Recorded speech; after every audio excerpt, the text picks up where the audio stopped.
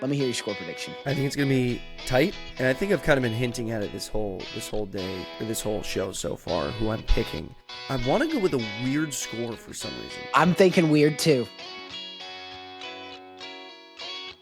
How we feel about this game? I'm thinking defensive low scoring. I'm thinking ugly. I'm thinking another weird score, though. I don't think this is going to be like... I'm thinking weird score again. I'm going to go weird score. I'm going to go...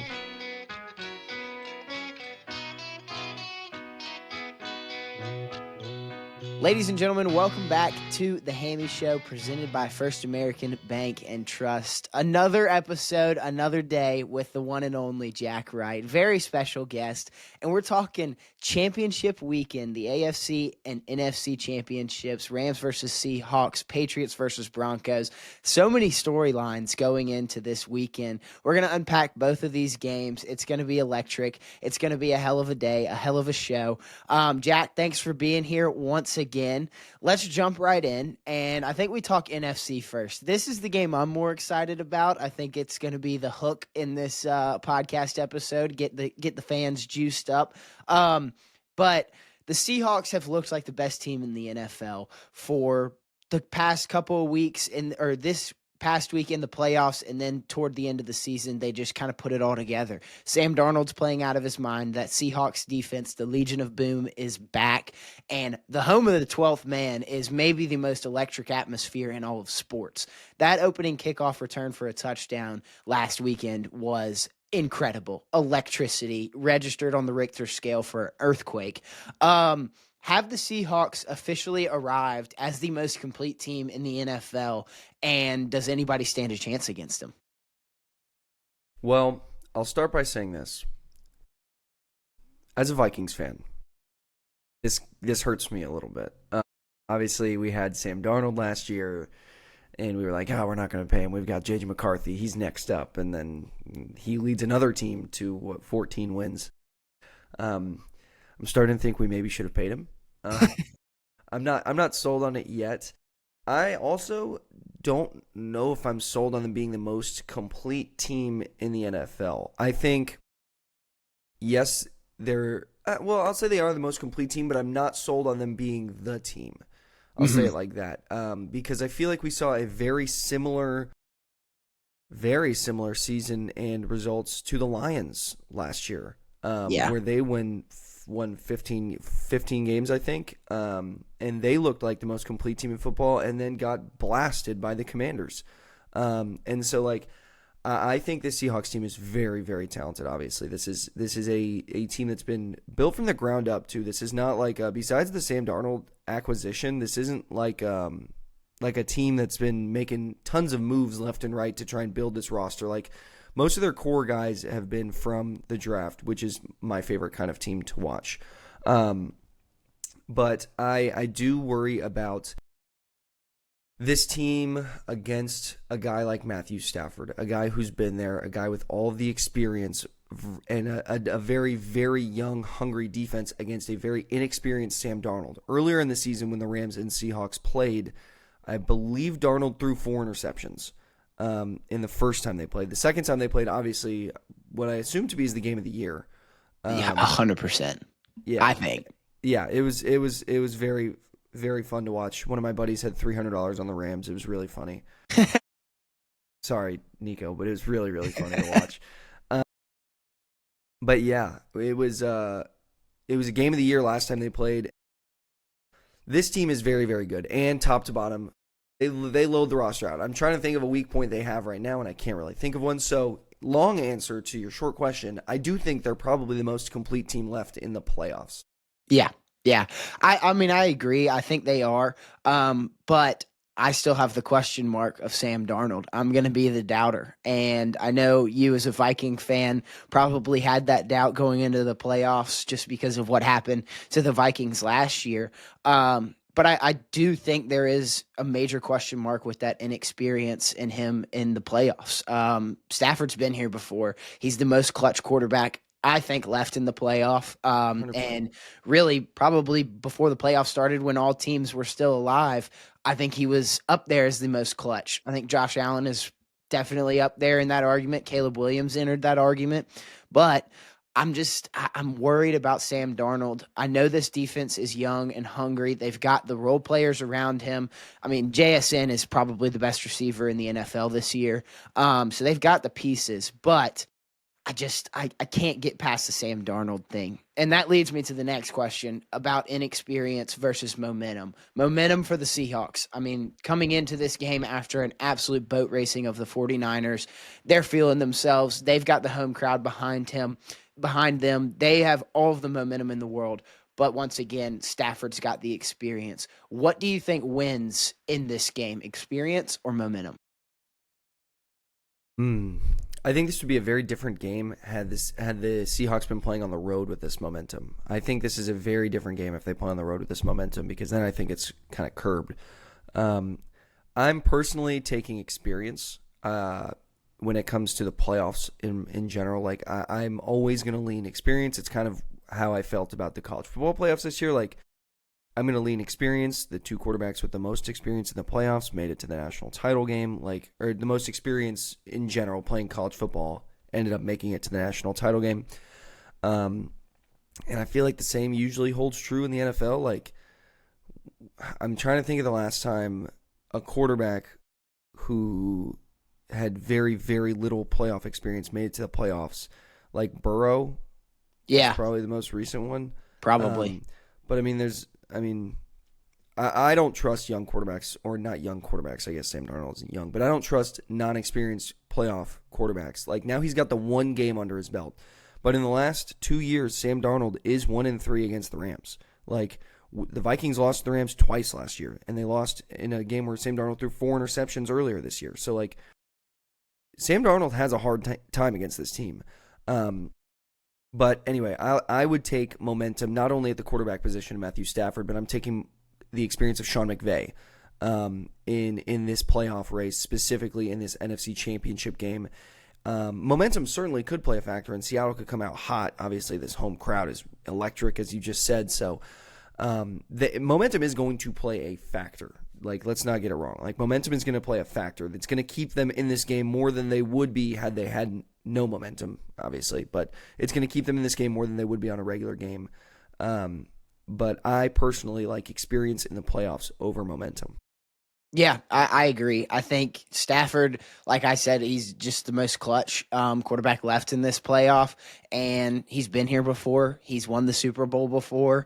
And I think what you just said about the coaching staff, McVeigh is arguably a top 2 coach, maybe number 1, in my opinion. I think he's the scheming, the leadership, just his relationship with Stafford now. I think they are on the same wavelength 24/7 for all 60 minutes of every single game. They've just got each other like white on rice. So let's talk about the coaches. McVeigh, experience. Mike McDonald, young buck, second year as a head coach. He is probably the hottest name in the coaching market. Obviously, he's not leaving Seattle anytime soon, but around him, his staff has really stepped up to the plate and been one of those great staffs that just has all of the intangibles at both coordinator positions, at each position coach. So as a staff as a whole in Seattle versus McVeigh, who gets the edge? Does McVeigh out scheme this strong Mike McDonald led defense and their defensive coordinator, or does Mike McDonald and his staff kind of have that edge because of their young hungriness, I guess you could say? Yeah, I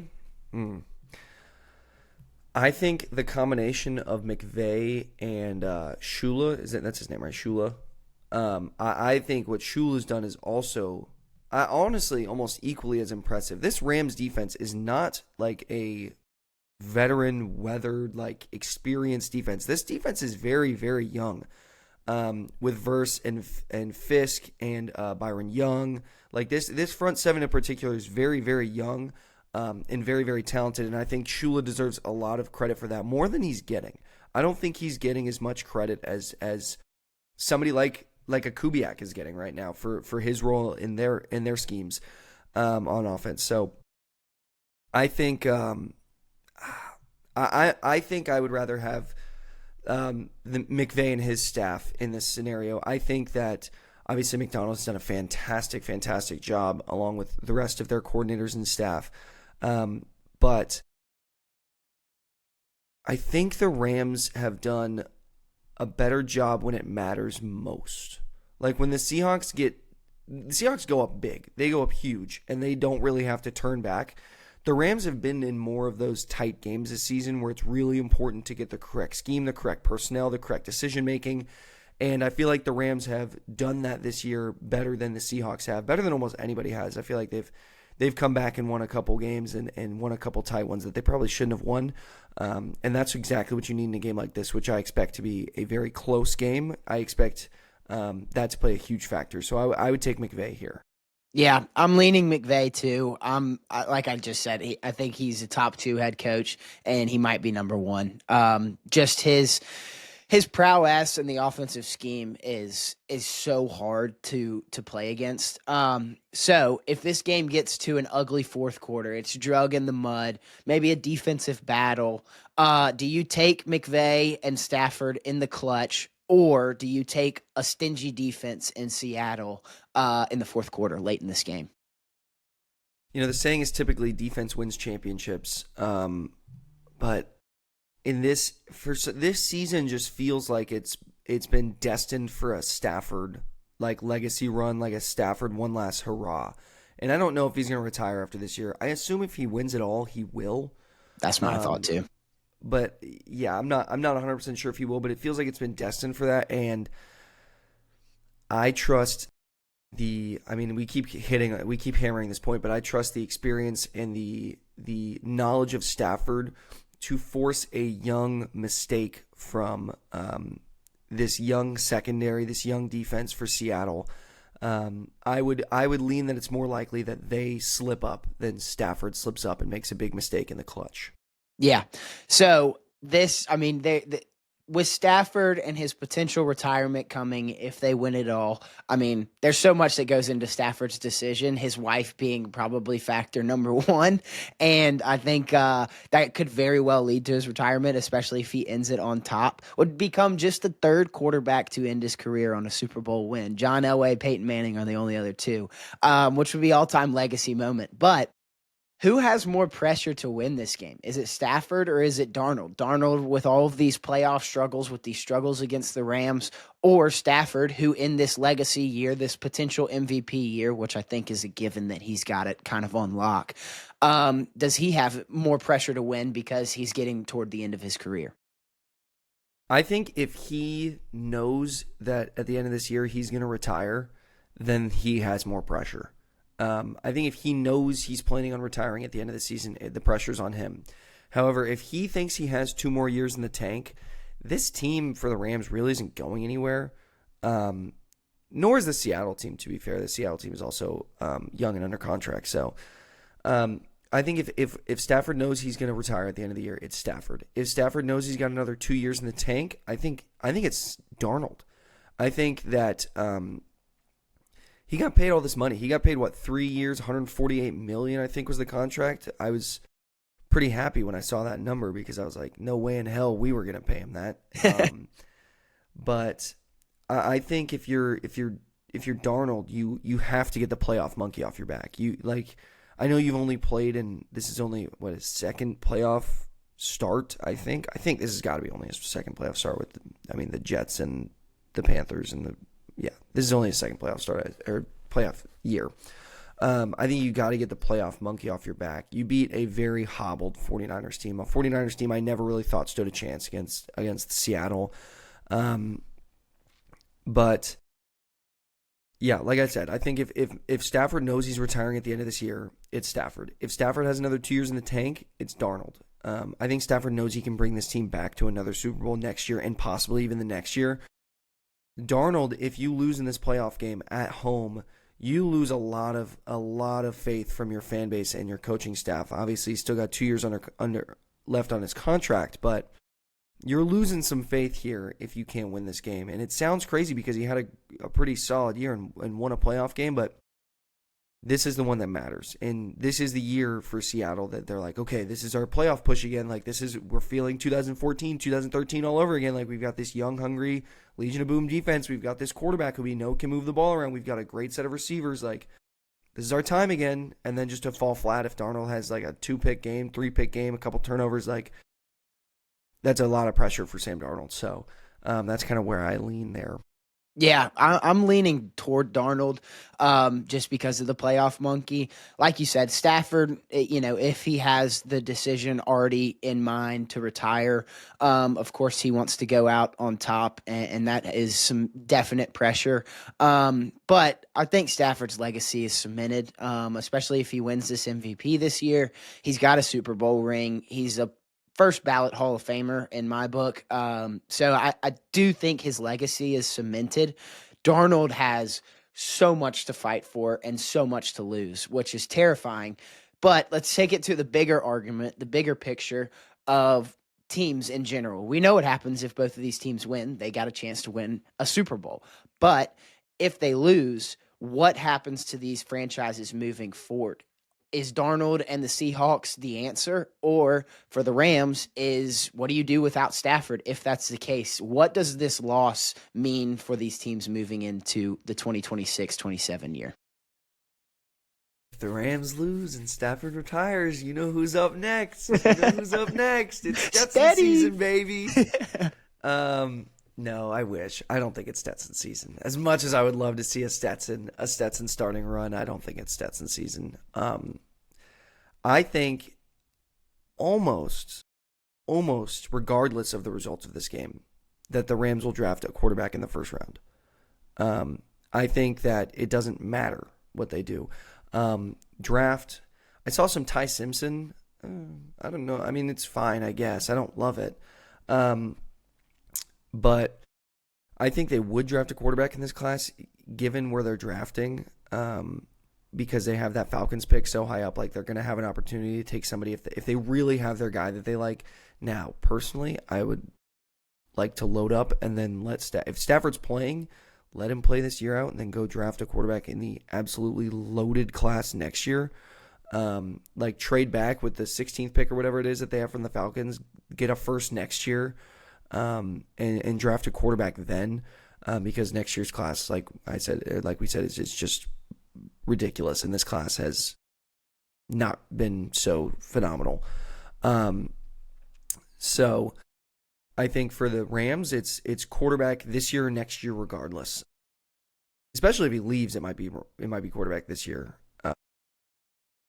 I'm trying to think if there's a free agent quarterback that they could be interested in.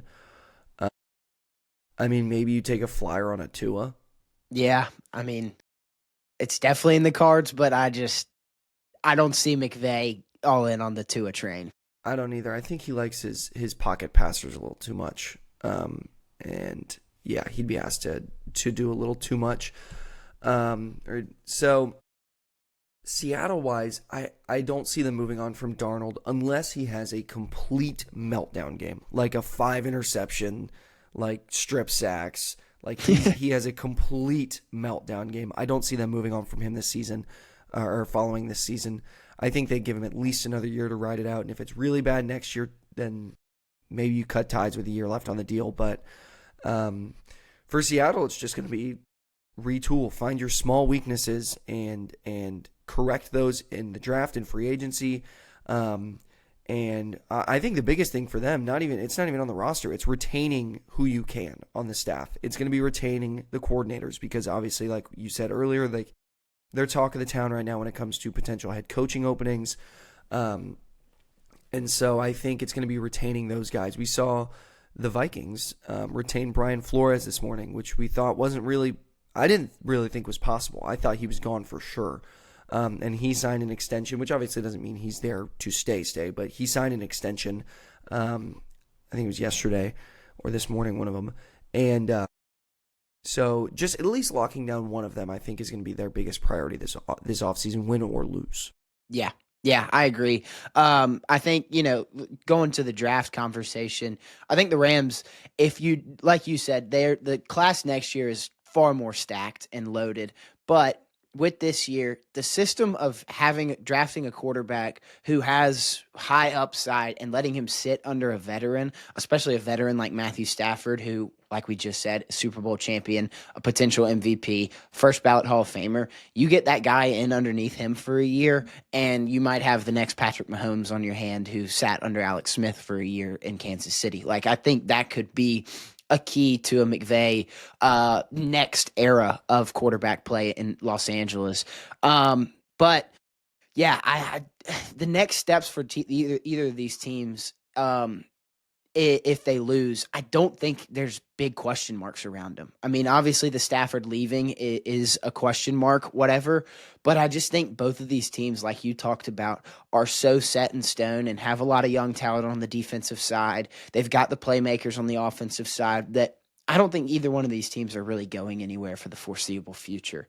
So there is a lot more that happens on this field than quarterback play. I know we focused on Stafford and Darnold a lot, but the wide receiver play in this game is incredible. Puka versus JSN and both those defenses, the Rams and the Seahawks defenses. So I'll ask on both sides, how do the Seahawks shut down Puka and kind of key in on him without letting maybe a Devontae Adams step up and make some plays when Puka's double coverage? And then vice versa, how do the Rams defense key in on JSN without letting some other guys get open? Well, I think it's the same answer for both. And I want to say, man, somewhere in the ballpark of 2015 to 2017, somebody asked, I'm going to say it, 3 coaches here, and I don't know which one it is.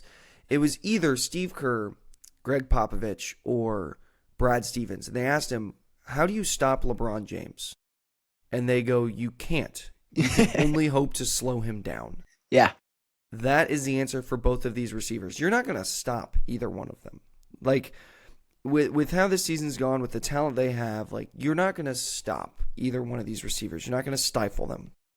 It's going to be a game where you just try and hope to slow them down. Like, a game with 50 yards for a receiver is usually pretty good. Like, you're like, oh, he's got 50 yards, that's solid. For Puka and JSN, that's like, oh, what happened to them? Yeah.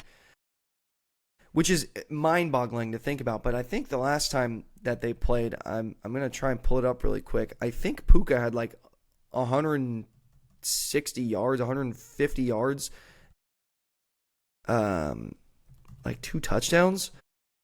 It was, yeah, I'm trying to find it right now. It was a big game. Let's see. Here it is. Oh, no, I was wrong. I'm sorry. It was 12 receptions, 225 yards, and 2 touchdowns last time they played. You lowballed it. Yeah, I lowball. I was trying to play it safe. JSN had 8 receptions for 96 yards and a touchdown. And that's like slowing it down for JSN. And I think if you're the Seahawks, you're like, all right, don't let him get 200 this time. And I mean, we beat him when he had 200 last time. So just don't let him get 200 this time. But I really don't think there's a lot you can do to stop either one of these guys. Obviously, they're going to play games. They're going to shade. They're going to double sometimes. They're going to bring the safeties over top, and that's all you can do when it comes to these guys. And the problem that they're going to run into is that a guy like Stafford will see that and pick on the other side. I don't know if Sam Darnold is going to be the guy who's going to recognize that immediately and just easily pick on the other side. I think I give the edge to Stafford in that regard because, I mean, obviously, quarterback to quarterback play experience, yada, yada, yada, same thing. But, yeah, I think they're going to do all they can to slow them down, but there's no stopping either one of these guys. I would expect both of them to still go for, I would expect them to go for 70 plus, both of them. So yeah, whatever their lines are, I'm taking the over for both. I think when you get into these moments and you have playmakers like that on the edge, and they're going to be keys to your success, those quarterbacks are going to have to find them. And so if you're a betting man, which we both are, I'm taking the overs for both of those guys on receiving yards. What does this game come down to? What facet of the game? Is it the trenches? Is it the secondary? Is it the red zone offense or defense, special teams? Where do you see this game going and kind of having a deciding factor on either side of the ball? I think the biggest factor for both sides is the trenches. I think this game is going to be decided on how much pressure can the Rams create against a guy who has been known to see ghosts. Yeah. Like how much pressure can this Rams front seven create on, and how confused can you make him? How frazzled can you make Sam Darnold in order to create mistakes? And on the other side, it's this impressive Seattle defensive line against the Rams offensive line is not like a wall. It's not been like a star-studded like lockdown offensive line this season. And so it's going to be less about what can Seattle do on the defensive line, but more of how can the Rams just give him as much time, because they're going to get through. He's going to get hit probably. It's just how long will it take? And so I think it's going to just be a matter of giving Stafford as much time as possible on each and every play in order to work his magic and create the best possible play. So both sides, I think it's wrecking havoc on Sam Darnold is going to be the key to the Rams, and protecting Stafford is going to be the key for the Rams on offense. Yeah, totally. I mean, like you said, I think this offensive line it's not a weakness, but it's not what it was when they won the Super Bowl over the Bengals 3 or 4 years ago. It's just, I mean, that was just Whitworth on the, like, they were just rock solid all around, and protecting Stafford was a huge key to the Rams Super Bowl win that year. Like you said, I think that's a massive part of this game. So let's take it into the magnifying glass. And who is the X factor that maybe not everybody's talking about? We've talked about Darnold and Stafford, Puka and JSN, but who's your kind of behind the scenes person in this game that could really wreak havoc on the defensive side, or just slice and dice on the offensive side? I'm going to go with Quentin Lake for the Rams. Ooh, all right. I'm going to go Quentin Lake. I think that he made a big he made a couple big plays at the end of that Rams game, or at the end of the Bears game, to keep the Bears out of the end zone and prevent them from scoring. I think Quentin Lake can play a big factor in this game when it comes to just preventing them from going over the top every single play. Like, I think Quentin Lake can play he's a hard hitter too. Like, he's a surefire tackler, which I really like out of the safeties. He's been playing very, very well this season. And I think that he's going to play a big factor in containing the deep ball, and specifically containing JSN.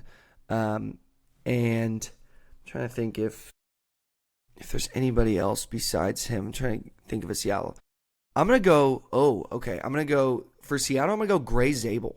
I think Gray Zabel is going to play a big factor in protecting Darnold against this very, very strong interior pass rush from the Rams.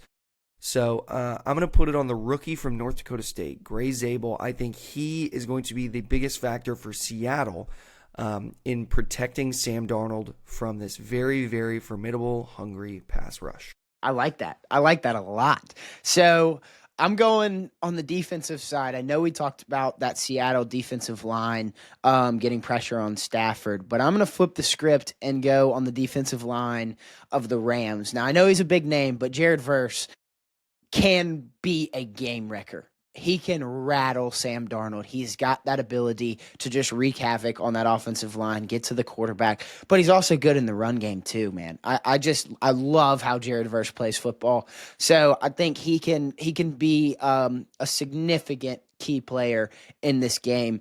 I'm staying on the Rams for my other key X factors, if you will. And that's the Rams tight ends as an entire room. They don't have the Travis Kelce or the Rob Gronkowskis of the past. They don't have a Brock Bowers. They've got a tight end room by committee that is just consistent. They're really good blockers, and when they need it the most, they can get you 5-6 yards on 3rd and 5. You know, I'm a big fan of how McVeigh schemes them into their offense, because they're not these dominating forces with, massive catch radiuses and stuff. They just make plays. They're not going to hurdle somebody or get a one-handed grab, but they're just going to be Mr. Consistent.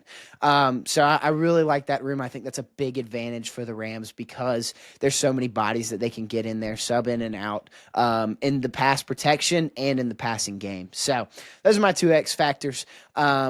And let's get to score predictions, man. This is we got to wrap this game up, because this one's going to be I think an instant classic. It's got the potential based on the past performances we've seen from both of these teams in games against each other and against other teams. I do think from the get-go, these are the two best teams in the NFC, and it was kind of destined for them to meet in the NFC Championship. So I'm glad we're getting this matchup. But let me hear your score prediction. I think it's going to be tight. And I think I've kind of been hinting at it this whole day, or this whole show so far, who I'm picking. Man, I think I'm going to go. I want to go with a weird score for some reason. I'm thinking weird too. I'm going to go 31-29 Rams. I'm so close to that. All right, give me why. I just think when it comes down to it, the Rams are going to be down 28-29 with like a minute left to go. And they're going to come down the field and put the ball in that thicker kicker Mevis's hands, or his feet, I guess. And he's going to drill another clutch field goal for them down the stretch. I think these offenses are both going to score plenty of points. I'm not sure what the over-under is as of this second. But it's probably right around that like 54 range. And so, yeah, I'm going to take Rams 31-29. I think something weird's going to happen in this game. So there's going to be some sort of like the Seattle's going to go for two to tie to like take the lead, and then there's going to be like a failed extra point or a failed go for two. Like there's going to be some quirky things in this game. I don't exactly know how we get to 29. I'm trying to think of how we get there. It could be go for two twice, one touchdown and then two field goals. We could get there. So that's 16, 23, two field goals. That's 29. So there you go. Some spooky like that.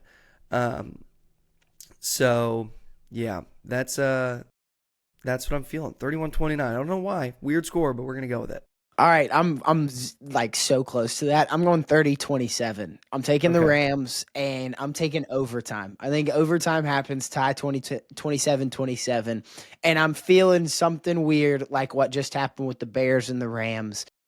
And the Bears they get the ball first in overtime, but they throw an interception. The Rams get it, drive down. Mevis kicks the field goal and takes the dub. So 30-27, Mevis gets an overtime field goal to beat the Seahawks in the NFC Championship. We're both taking Mevis to be... Yeah, Mevis should have been our X Factor. I mean, yeah, I know. Gosh, special teams just completely slipped our minds. But no, I love Mevis. I think he's absolutely clutch and has been a huge, huge bonus for this Rams team in their playoff run. But let's get on to the next game. The other game on the other side of the NFL, the AFC Championship, Patriots versus Broncos. Headline going into this one is Bo Nix is done, and it's Jarrett Stidham's ball. It's his game. He's the quarterback for the Denver Broncos. Will we see some backup magic? Will we see just an absolute crumble with a backup quarterback? Is there a Nick Foles storyline coming?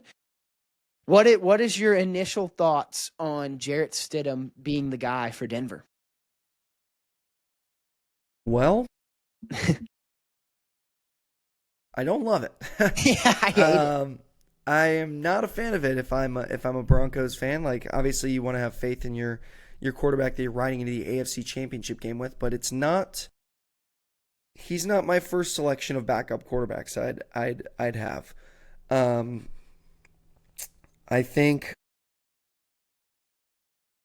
don't think I was picking the Broncos with Bo Nix. Yeah. I don't think I'm picking him without Bo Nix. I don't foresee. I mean, I don't think he's going to come out flat. I don't think he's going to come out and throw 3 picks. I think they're going to play very safe. I think they're going to just try and limit the amount of mistakes he can make. Just give him 1-2 read throws, and just get the ball out fast. Don't let this Patriots pass rush get to him. But I don't foresee him coming in and throwing 5 touchdowns. Now, would I love to be proven wrong for storyline purposes? Absolutely. That'd be very entertaining. Could I also see him coming in and throwing 3 picks? And like, could I see him with a final stat line of like 135, 1 touchdown, 3 picks? 100%. Like, that's kind of where I'm leaning right now. Yeah. I mean, I think the keys for him is just don't test Gonzo. Like, don't even throw it his way. And so, yeah, I don't foresee any backup quarterback magic, to be honest.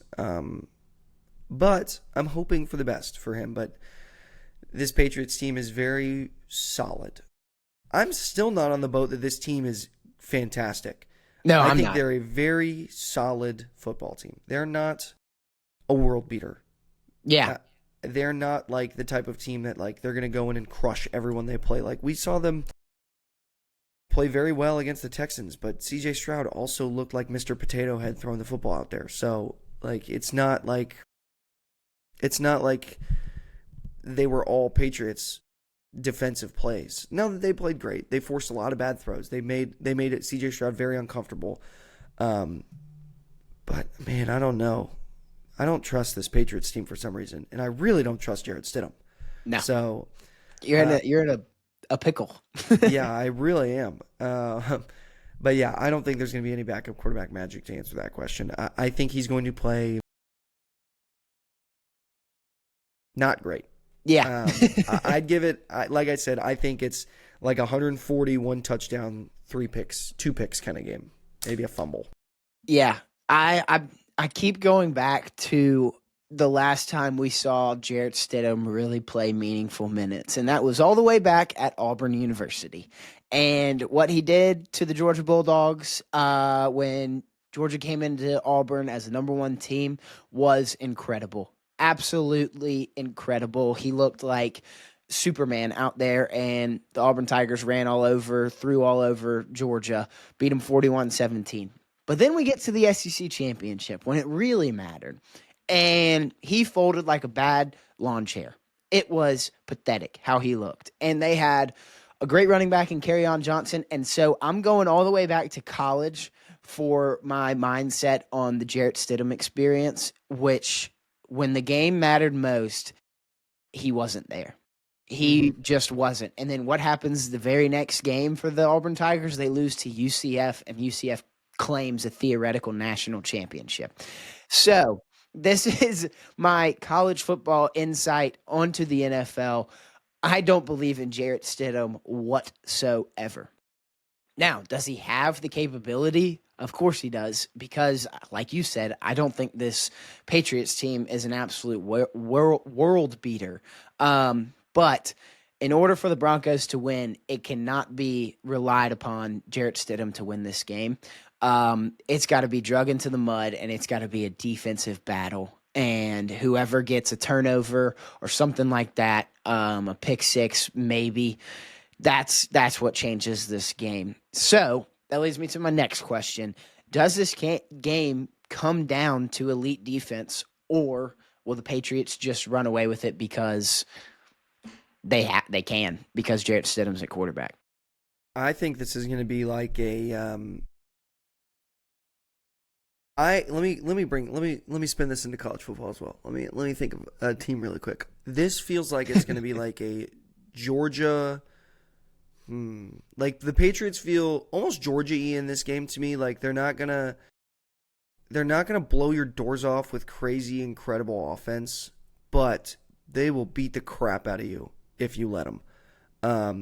Or whether you don't, if you let them or not, they're probably gonna do it anyway.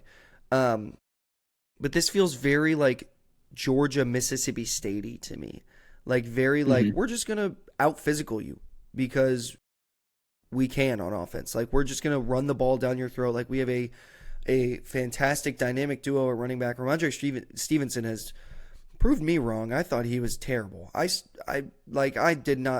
His fumble problems really turned me off of his play in general.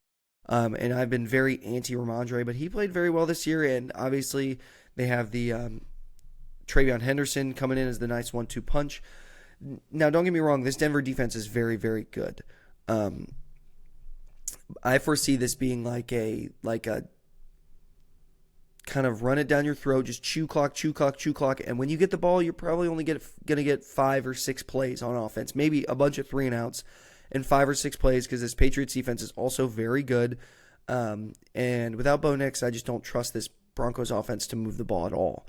And so I think it's going to be a lot of like Broncos 5-play punt, Patriots 10-play field goal, Broncos 3-play punt, Patriots 7-play, but take like 4 minutes, punt. Like it's going to be a lot of that. Yeah. And so I think this is just going to kind of be a lot of death marches from the Patriots, as Brooks Austin would say, a little Georgia death march. And a lot of those coming from the Patriots run game in particular. So, I just don't see the Broncos offense doing anything to this Patriots defense. Yeah, that's where I am exactly. So let's look at the bigger picture of this game.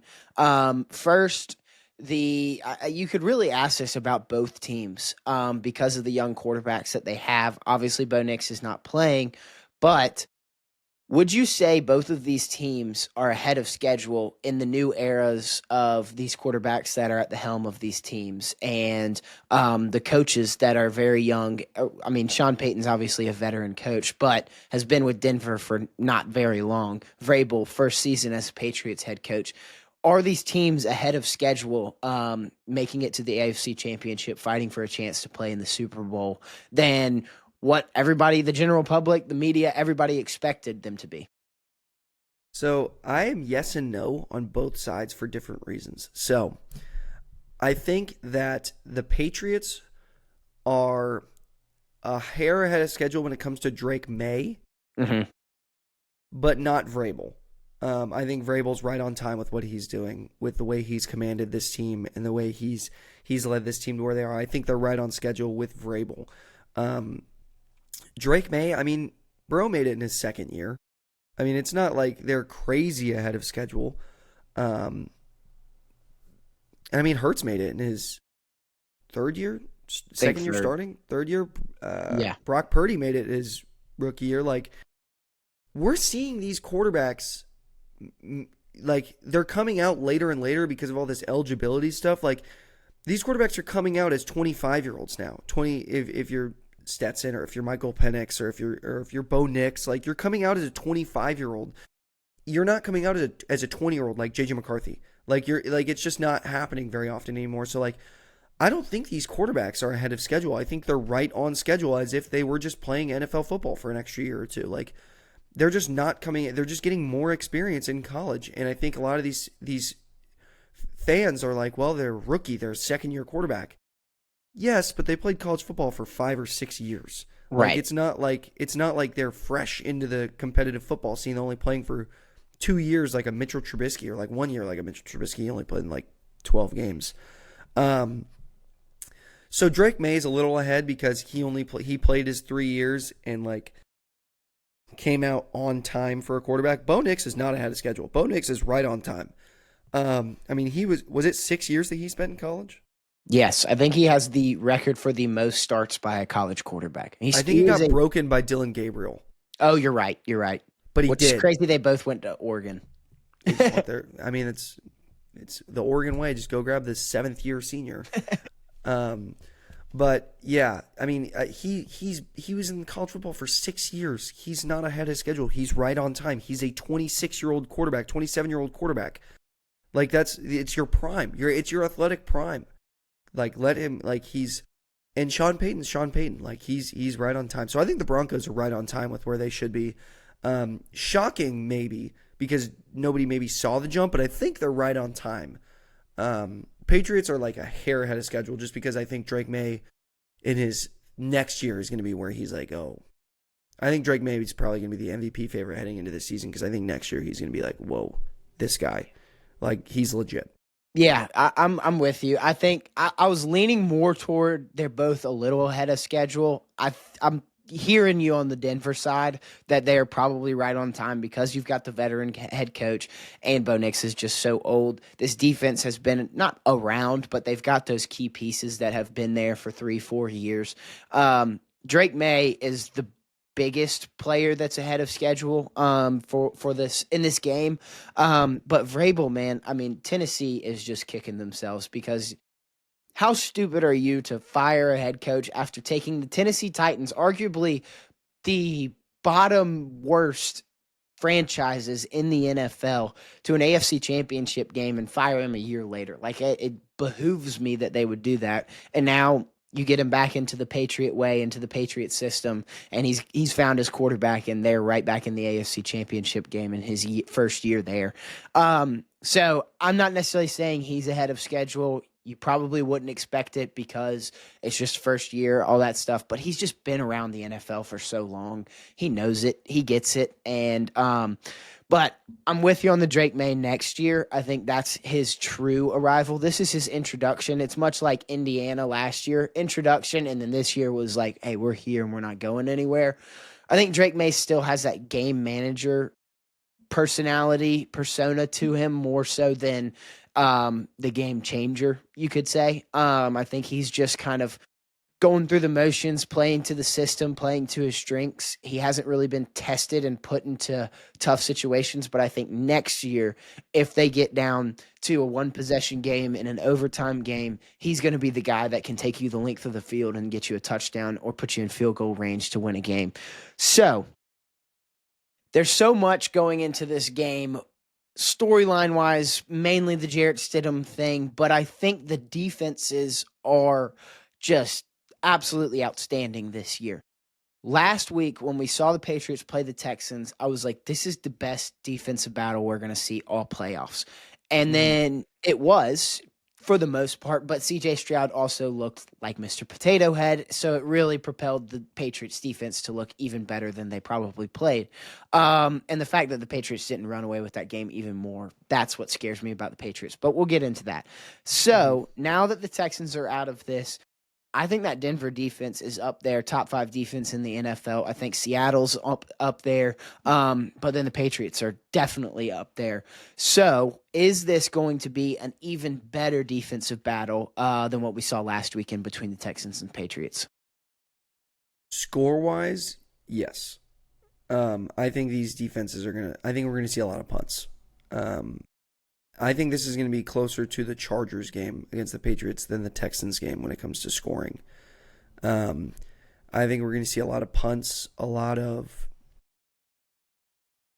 ugly plays. That's kind of what I see. Like a lot of kind of disaster plays where pressure's in the quarterback's face and they just kind of got to scramble and toss the ball out of their left hand forward to see if they can get it out. And everybody freaks out as a fumble. And a lot of those kind of plays where it's just like, what is going on? This is messy. But a sexy messy if you're like a defensive watcher. Like right. It's going to be like, I like the chaos that's happening right now. Now, if you're a football fan who watches offense, I don't know if I'd turn this game on. This is not going to be a very entertaining game for the offensive-minded fan. So better defensive, I think, yes, in terms of score, like I said. If you're a turnover guy, obviously not. Like you're not going to find much better than that Texans game. No. But I think from a true scheme standpoint, yes, I think this will be just an absolute slugfest. Just throwing haymakers left and right on defense. Yeah, I agree. I think this is going to be. So, all right, this is going to lead me into the next question. I'm feeling this is like a 3-0, 3-3, 6-3 type of game going into halftime. And somebody comes out, whoever gets the ball first in the second half has the chance to go up, a possession, a touchdown, something like that. If a team either or gets down more than one possession, do they have – I mean, it's really a Drake May question because we kind of answered it. Jarrett Stidham doesn't have that capability. But if the Patriots get down, we'll ask it on the Patriots side. If the Patriots get down more than one possession, do they have the offense led by Drake May to claw themselves back into it and get a win? I think if they're down 10-0 early, I think they could win the game. Now, if they're down like 21-10 with entering the fourth quarter, you get a little bit worried a lot of bit worried, but you get a lot more worried if you're the Patriots. I'm trying to think. Yeah, I don't know. I think if you're down 10 or 11, it's possible. I think if the Patriots somehow, I think if the Broncos somehow score 14 points, it's a little scary. But especially if they're down 14 points, like, it's gonna be hard. It's gonna be really hard. I wouldn't expect that either. I wouldn't expect the Patriots to get down 14, but if they do, I don't think they come back down 14. Yeah. No, I don't either. I just think this Denver defense holds them enough. If Stidham gets down, it's game over. It's GG. Patriots are going to the Super Bowl. So on the Drake May side, if he wins this game, if he plays for a Super Bowl, even if he loses in the Super Bowl in 2 weeks, does this cement him as the true guy? Like, I know the Patriots and everybody, the Drake May lover, everything, like, he's their guy, but does that cement his legacy as like, oh, we're about to go on a run and win 3 or 4 Super Bowls with Drake May at the helm? I think Patriots fans would think that. I think you see that and you're like, well, we just had Brady for the last 20,000 years. So, like, Patriots fans are just so accustomed to that. Like, yep, he's next. He's the next Brady. 3 or 4 Super Bowls incoming. And I don't think you'd be crazy to think that because of what he's doing at such a young age and how he looks and how poised he is. Like, I think that Patriots fans would think that. Now, I do too, to be fair. Like, I think that he is the guy. Regardless, win or loss of this game, I think he's the guy that can lead this team to multiple Super Bowls. Will he? That's obviously a bigger question, but I think that he's the guy here, and I think that Patriots fans, especially if they go to the Super Bowl, they'll be all over this guy for the next 20 years. Mm-hmm. I mean, they tried to be all over Mac Jones. He just wasn't it for them. And so, I mean, he's leading them to where only Tom Brady could lead them. But back in their minds, they've got to be thinking there was another guy who led us to some pretty big games who ended up fizzling out. So, yeah, you never know. In the back of your mind, you got to be thinking like, oh, there's always the Drew Bledsoe magic in the back of your mind. Now, obviously, he was injured and was replaced by Tom Brady, so that's a little different. But it can happen. So, I think Drake May's the guy. Drake May was my number 1 quarterback in that class, and I got absolutely clowned, is the word I'll use.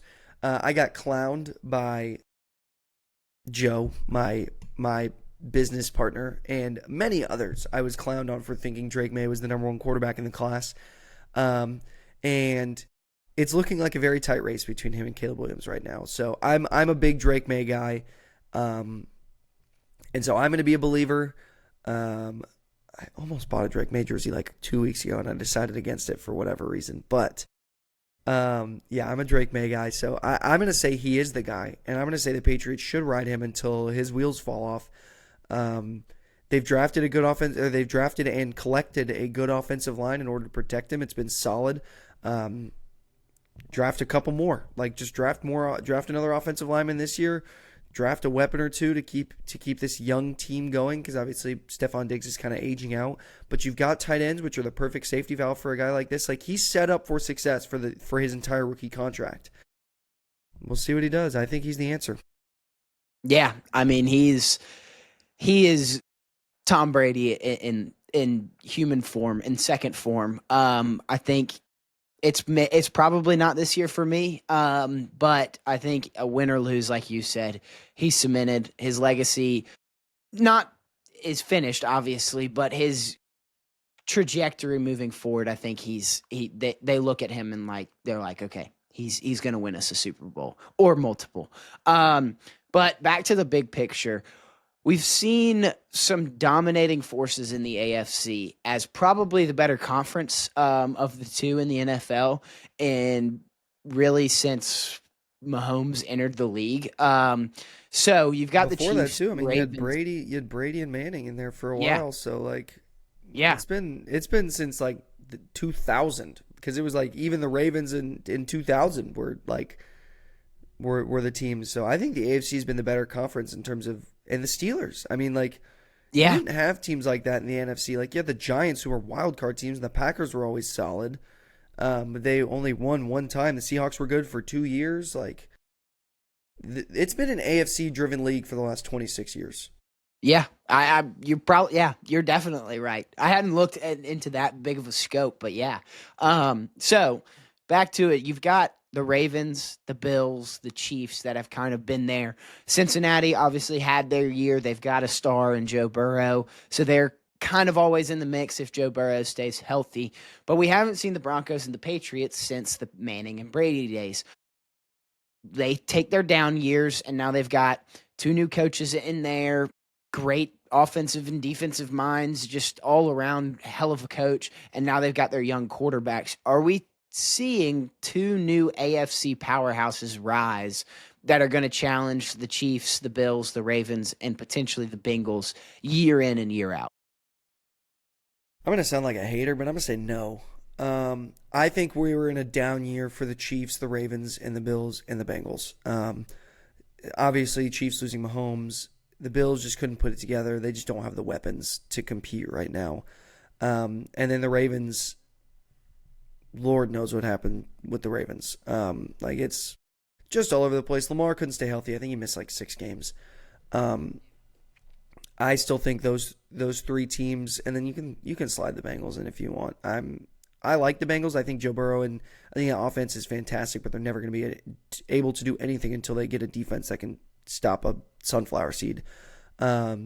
So I think this was a down year for the Chiefs, the Bills, and the Ravens. This era is not over yet. Now there might be new contenders to throw in there, year in and year out. Like you saw the Ravens compete every once in a while in the 2010s. Like you saw Joe Flacco. Like they snuck in there a couple times. Like there are teams that will slip through the cracks and be like, just one of those years, just shoot right through the middle and make a deep run.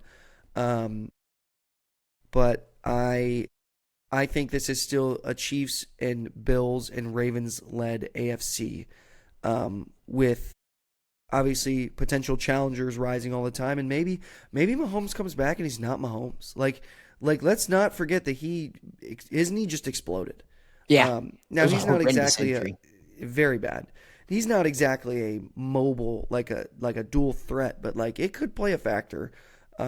Josh Allen just lost Sean McDermott. What could happen there? The Ravens just lost John Harbaugh, like and Munkin.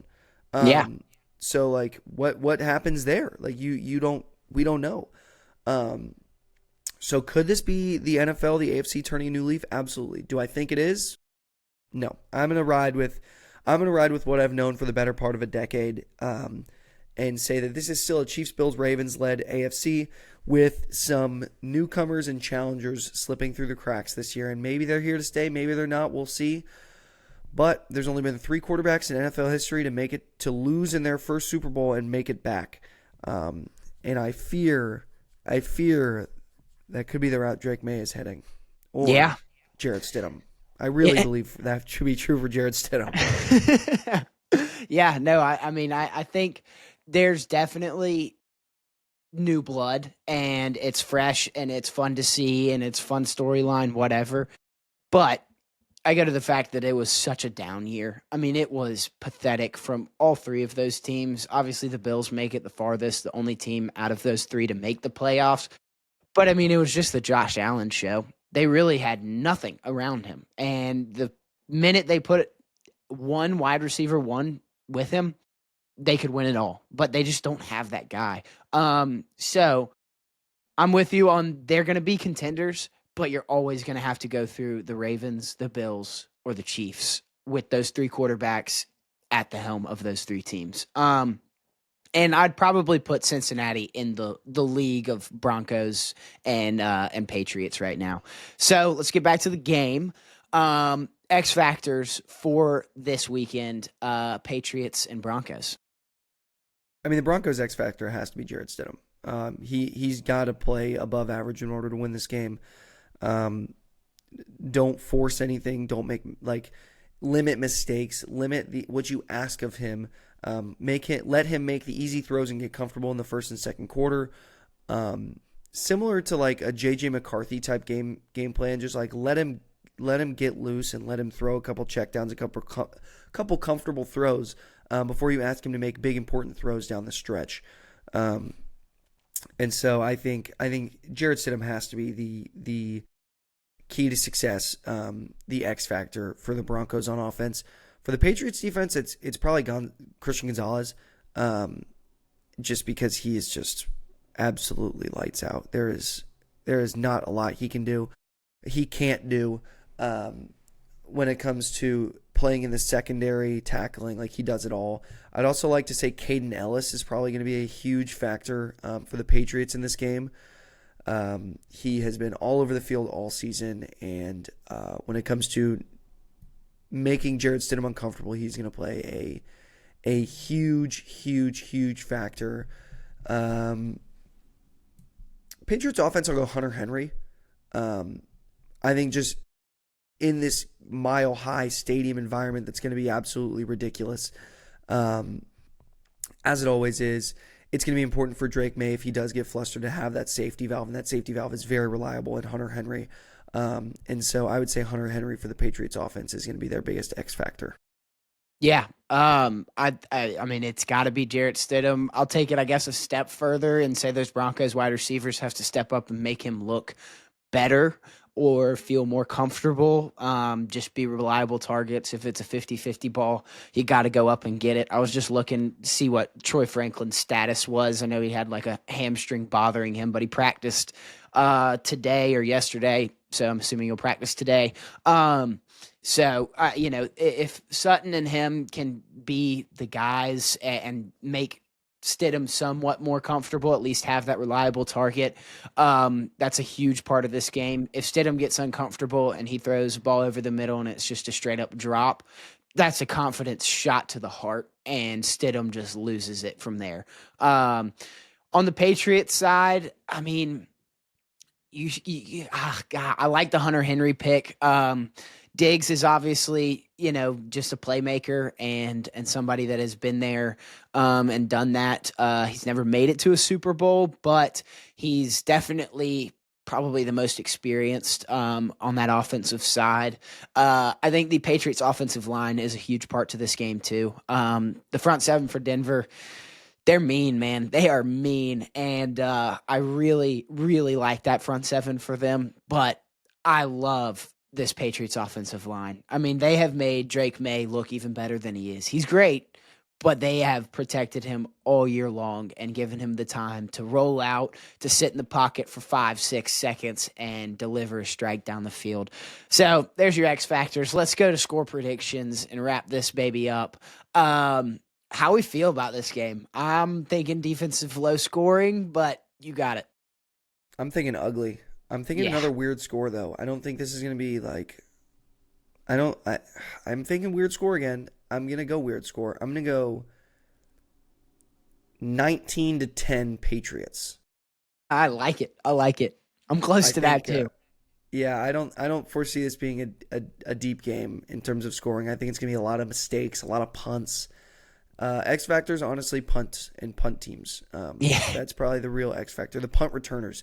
This could be a game where honestly, I'll say I think the Patriots have a special teams touchdown in this game.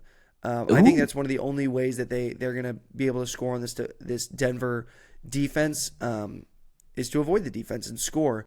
They have obviously a fantastic special teams unit, and I think they could score on a punt return touchdown. The Broncos have had punting issues this year.